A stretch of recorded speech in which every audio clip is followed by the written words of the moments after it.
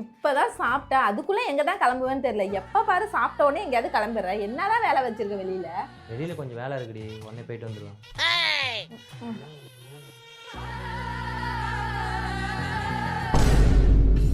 எல்லா வேலையும் பார்க்கறது நானே. என் முடி கூட எதுலேயும் கடந்தது கிடையாது. ஆனா ஓ முடி எல்லா இடத்துலயும் இருக்கு, சாப்பாட்டுலயும் இருக்கு. ஏன் இன்னும் இப்படி கொட்டுது? கொஞ்ச நாளா வெளியில அலைஞ்சிக்கிட்டு இருந்ததுனால முடியை கவனிக்காம ஹேர் ஃபால் ஆகுதுடி. இன்னும் ஹேர் ஃபால் ஆகுதுன்னு சொன்னீல, அந்த டவ் சீரம் யூஸ் பண்ணு. நான் கொஞ்சம் நாளாக யூஸ் பண்ணிட்டு இருக்கேன், நல்லா இருக்கு.